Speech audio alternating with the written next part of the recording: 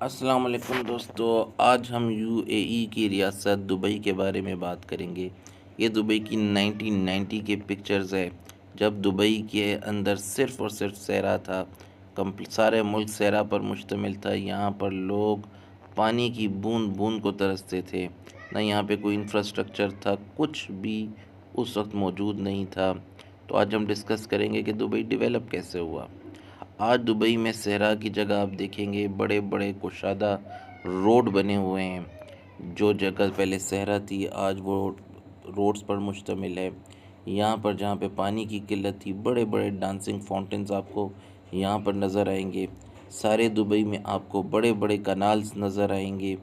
اس کے علاوہ وہ جگہ جہاں پر ایک عام عمارت بنانا مشکل تھا، وہاں پر انہوں نے دنیا کی سب سے بڑی بلڈنگ برج خلیفہ کھڑی کر کے دنیا کو حیران کر کے رکھ دیا ہے۔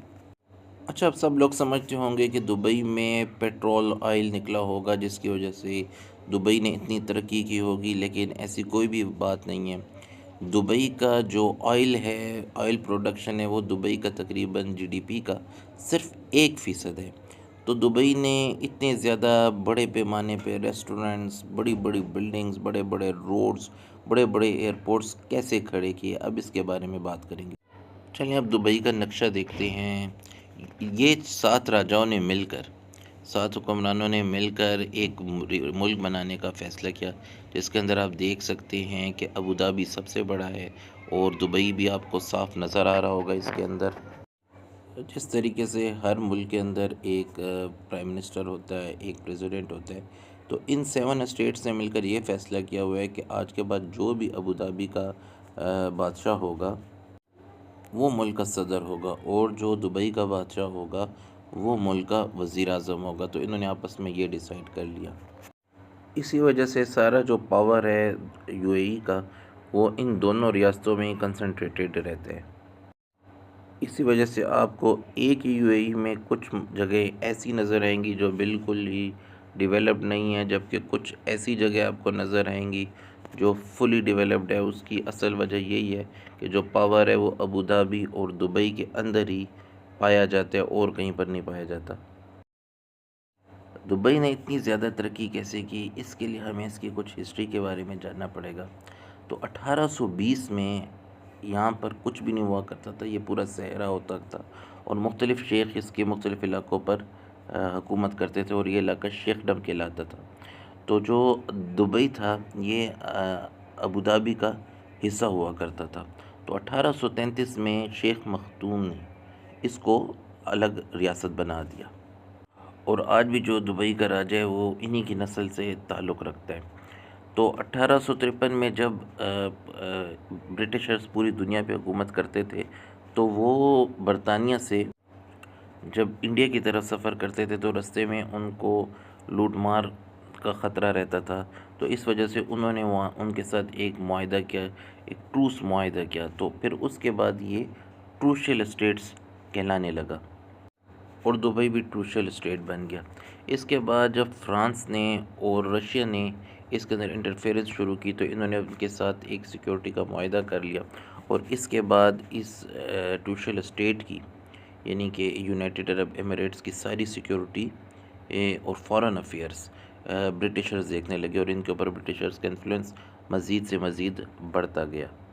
لیکن برٹشرز نے یہاں پہ کوئی ڈیولپمنٹ نہیں کی، کیونکہ یہ صرف ان کے لیے کراسنگ پوائنٹ تھا، اور دوسری یہاں پر زیادہ ریت ہی ریت تھی۔ تو اس دوران اس ملک کے اندر کسی بھی قسم کی کوئی بھی ڈیولپمنٹ نہیں ہوئی۔ شروع میں دبئی مچھیروں کا ایک گاؤں کہلاتا تھا، لیکن بعد میں انہوں نے پرلس کا بزنس شروع کیا، لیکن ابھی بھی جو دبئی تھا وہ ایک گاؤں ہی کہلاتا تھا، کوئی اس کے اندر پھر بھی ڈیولپمنٹ نہیں ہوئی تھی۔ اب دبئی کی قسمت تب بدلی جب 1958 میں راشد بن المکتوم اس کے راجہ بنے۔ تو راشد بن المکتوم میں 1959 میں جب یورپ کا دورہ کیا، تو وہ وہاں کے انفراسٹرکچر سے، وہ وہاں کی عمارتوں سے بہت متاثر ہوئے، اور ان کی ڈیولپمنٹ سے خاص کر متاثر ہوئے، اور انہوں نے فیصلہ کیا کہ وہ ساری یہ ڈیولپمنٹ اپنے ملک دبئی میں لے کر آئیں گے۔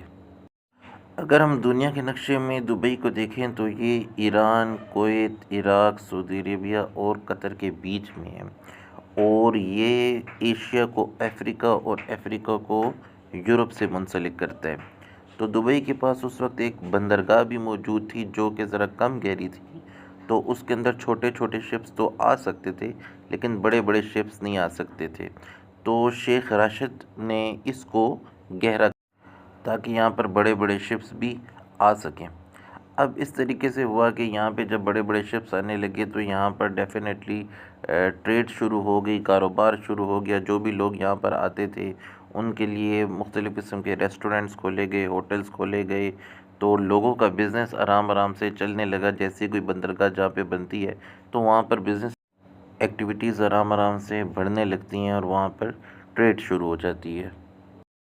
اچھا، اس پورٹ کو بنانے کے لیے شیخ راشد نے بڑے بڑے لون بھی لیے، کیونکہ ان کو بنانے کے لیے پیسے کی بھی دقت آ رہی تھی، لیکن لوگ ان کو بہت کرٹیسائز کر رہے تھے کہ آخرکار یہ کر کیا رہے ہیں۔ اس کے علاوہ انہوں نے وہاں پر بڑے بڑے ایئرپورٹس بنانا شروع کیے، بڑے بڑے انفراسٹرکچرز بنانا شروع کیے۔ تو اس وقت سب لوگ حیران ہو رہے تھے کہ شیخ راشد اس وقت کر کیا رہے ہیں۔ تو 1966 میں دبئی میں آئل نکلا۔ یہ آئل نسبتاً کم تھا ان کے نیبرنگ کنٹریز سے، تو شیخ راشد نے جتنا بھی پیسہ وہاں سے بھی آنے لگا وہ بھی اپنے ملک انفراسٹرکچر پہ لگانے لگے۔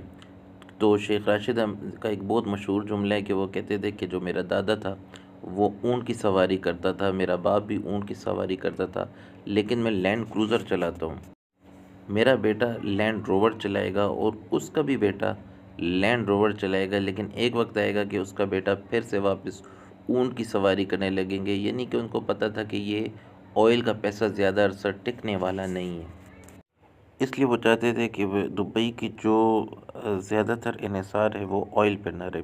تو ان کو اپنے تمام چیزوں میں کافی سکسیس ملی، وہ بڑے کامیاب ہوئے۔ اس وقت علاقے میں بہت سارے ریجن میں اور بھی چیزیں ہو رہی تھیں، تو آخر کار برٹشرز نے 1968 میں ان کو آزاد کر دیا دبئی کو، کیونکہ وہ ان کی سیکیورٹی کے معاملات کے اوپر ان کے خرچے بہت ہو رہے تھے۔ 1971 میں 6 کنگڈمز نے فیصلہ کیا کہ ایک ملک مل کر بنائیں گے۔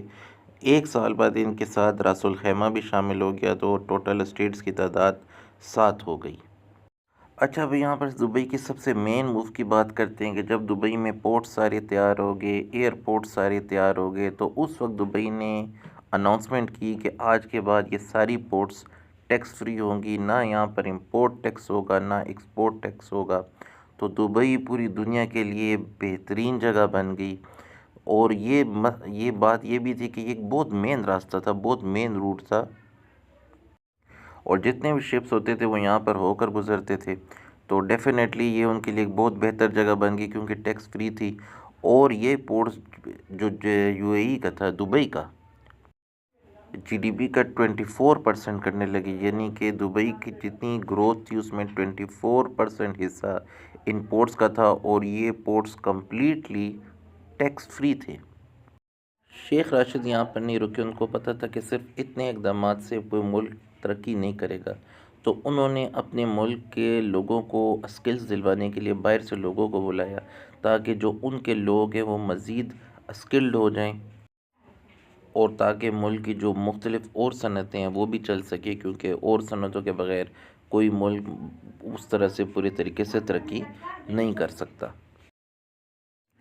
اب بات کرتے ہیں ایمریٹس ایئر لائن کی۔ ان دنوں پاکستان اپنی اچھی لوکیشن کی وجہ سے پوری دنیا کے جو جہاز تھے وہ کراچی ایئرپورٹ سے ہو کر گزرتے تھے، چاہے وہ برٹش ایئر لائنز ہو، چاہے وہ امریکن ایئر لائنز ہوتی تھیں، جو بھی ہوتی تھی وہ وہاں سے گزرتے تھے۔ لیکن شیخ راشد نے کیا کیا کہ وہاں پر ملٹیپل رن ویز بنائے، تاکہ جتنے بھی ایئرپلینز ہیں، چاہے وہ ایشیا سے یورپ کی طرف جائیں یا امریکہ کی طرف جائیں، یہ ان کا ری فیلنگ پوائنٹس بن جائے۔ لیکن شیخ راشد یہ سارے کا سارا ایئر لائن بزنس دبئی کی طرف کنورٹ کرنا چاہتے تھے، تو انہوں نے پاکستان کو 1985 میں اچھے پیسے دے کر ان سے ان کے سارے ایروپلینز خرید لیے، اور سارے کا سارا بزنس دبئی میں کنورٹ کر دیا۔ اب جو دبئی کی ایئر لائن تھی وہ سب سے آگے نکل گئی، کیونکہ گورنمنٹ اس کو پیسے دیتی تھی گرو کرنے کے لیے، اور اس کے اوپر کوئی ٹیکس نہیں تھا، جبکہ دوسرے ممالک میں جتنی بھی ایئر لائنس تھی ان سے گورنمنٹ ٹیکسز لیتے تھے، تو ان کے اوپر بوجھ پڑتا تھا، جبکہ یہاں پہ گورنمنٹ ان کو پیسے دیا کرتی تھی اس کو گرو کرنے کے لیے۔ تو اب دنیا کی سب سے بڑی ایئر لائنز میں سے دبئی ایئر لائنس سب سے بہترین ایئر لائنس ہیں۔ اب شیخ راشد نے دبئی کے ٹورزم پر توجہ دینا شروع کی اور وہ چاہتے تھے کہ جو لوگ پورٹس کی وجہ سے یہاں پر آتے ہیں وہ یہاں پر بار بار آئیں اور مسلسل یہاں پر رہیں، کیونکہ وہ جتنا بھی یہاں پر شاپنگ کریں گے، جو بھی پیسہ خرچ کریں گے، اس سے تو دبئی کو ہی فائدہ ہونا تھا۔ تو انہوں نے 1990s میں کوشش کی کہ یہاں پہ زیادہ سے زیادہ لوگ آئیں، لیکن ان کی مطابق اتنے زیادہ لوگ وہاں پر نہیں آ رہے تھے۔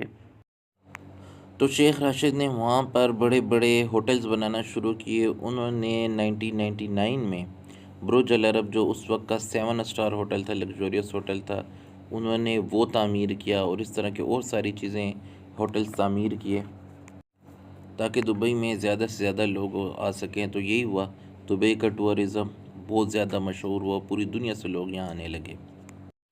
شیخ راشد کے بعد ان کے بیٹے محمد بن راشد نے ان کے تمام کاموں کو جاری رکھا۔ وہ شکاگو سے بہت امپریس تھے، تو وہ چاہتے تھے کہ وہ اپنے ملک کو بالکل ویسے ہی بنائیں، تو انہوں نے اپنے ملک میں بہت سارے انفراسٹرکچر بنانا شروع کیے۔ ایک ایسا ملک جہاں پہ ریت کے اوپر ایک کمرہ بنانا ناممکن تھا، وہاں پہ انہوں نے آرٹیفیشل آئس لینڈز بنائے، اس کے اوپر انہوں نے بڑی بڑی عمارتیں کھڑی کی اور پوری دنیا کو حیران کر دیا۔ اور یہاں سے پوری دنیا کے جتنے بھی لوگ ٹورزم کے شوقین ہوتے تھے وہ یہاں پر دبئی آنے لگے اور دبئی میں اپنا وقت گزارنے لگے، اور یہاں پر وہ کافی انجوائے کرنے لگے۔ اچھا، دبئی کی ترقی کا جو سب سے مین عنصر تھا وہ یہ ہے کہ یہ ایک ٹیکس فری کنٹری ہے، یہاں پہ نہ انکم ٹیکس ہے نہ بزنس ٹیکس ہے، تو اس کی وجہ سے پوری دنیا کے ہیڈ کوارٹرز، پوری دنیا نے اپنے آفیسز یہاں پر اسٹیبلش کیے، کیونکہ یہاں پر کسی قسم کا ٹیکس وصول نہیں کیا جاتا تھا۔ یہاں پہ ان کی جو آئل کی انکم ہوتی تھی، جو ان کی ٹریڈ ہوتی تھی، یہی اپنے ملک کے اوپر، اس کی ڈیولپمنٹ کے اوپر لگاتے ہیں۔